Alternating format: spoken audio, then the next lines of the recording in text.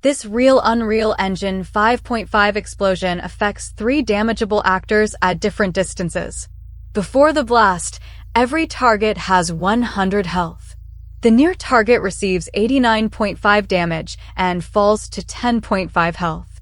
The middle target receives 60.1 and falls to 39.9. The far target remains at 100 because it sits outside the outer radius. In this lesson, we will configure base and minimum damage, inner and outer radii, linear falloff, call ApplyRadialDamageWithFalloff, receive the real radial damage event through TakeDamage, visualize the expanding range, and verify the final results with automation, runtime logs, and genuine Unreal frames. The explosion uses base damage 100, minimum damage 20, inner radius 200, outer radius 650, and falloff exponent 1. Targets inside the inner radius receive full base damage. Targets between the radii receive progressively less. At the outer edge, damage reaches the configured minimum. Outside the outer radius, no actor is selected by the radial overlap. Falloff exponent 1 produces a linear transition. Larger exponents change the shape of the damage curve.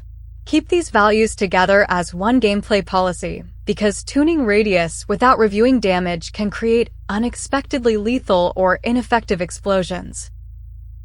Start explosion calls you gameplay statics apply radial damage with falloff. It passes the world context, base and minimum damage, explosion origin, inner and outer radius, falloff, optional damage type, ignored actors, damage causer, instigator, and a damage prevention collision channel. The engine gathers dynamic objects overlapping the outer sphere. It then checks whether each component is damageable from the origin using the prevention channel. Valid actors receive an F radial damage event. The function returns true when at least one actor was actually sent damage. A simple design estimate can measure from explosion origin to actor origin. Unreal's radial damage event uses component hit data and calculates from the nearest valid hit point. That is why sphere radius and collision shape can slightly change the exact number. In this scene, the near actor center is about 292 units away, but its visible sphere surface is closer. Unreal applies 89.48 damage. The middle actor receives 60.09. The far sphere does not intersect the 650 unit overlap and receives 0. Test the actual collision setup, not only spreadsheet math.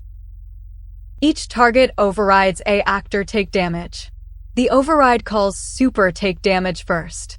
For an F radial damage event, the engine applies radial scaling and returns the actual damage amount. The target stores that value, subtracts it from health, clamps health between 0 and maximum, and updates its color, scale, and world space label. Do not subtract the original base damage before calling super, because that bypasses falloff and damage type modification. Returning the actual applied amount also keeps the damage contract compatible with engine delegates and other gameplay systems. The damage is applied once when the blast begins. A separate visual ring makes the radius readable. 48 small sphere instances are distributed around a circle. During 1 second, their radius expands from a fraction of the inner radius to the configured outer radius. The ring does not perform damage and has collision disabled. Keeping gameplay and effects separate prevents a visual frame rate or particle lifetime from changing damage results. In a production project, a Niagara effect can replace this teaching visualization while the same authoritative damage call remains unchanged. These are genuine game mode frames rendered by the included Unreal project. Before the blast, all 3 targets show 100 health and 0 damage. During the blast, the orange range ring expands while the near target turns red, the middle target turns amber, and the far target remains cyan. The aftermath frame preserves all final health values and the full outer boundary. The targets, collision shapes, labels, light, shadows, paths, ring points, health values, and damage values all come from the same running Unreal scene. They are not generated substitutes. The Unreal automation test passed with 1 success and 0 warnings or failures. It verifies the 5 configured defaults: full damage inside the inner radius, 60 damage at the mathematical midpoint, minimum damage at the outer edge, 0 beyond the edge, state labels, and target maximum health. The runtime then proves apply radial damage returned true. Both affected actors received radial events: near damage 89.48, middle damage 60.09, far damage 0, 3 native captures, 48 ring points, and valid true. Unit style tests catch curve mistakes. Runtime evidence catches collision object types, visibility checks, component size, map placement, and real engine event dispatch. The reusable pattern has 4 steps: configure base damage, minimum damage, radii, and falloff. Apply radial damage once from an authoritative origin. Receive and process the actual damage in each target. Verify mathematical boundaries and real collision behavior separately. Add ignored actors, team rules, custom damage types, occlusion channels, impulses, networking authority, and effects as explicit policies.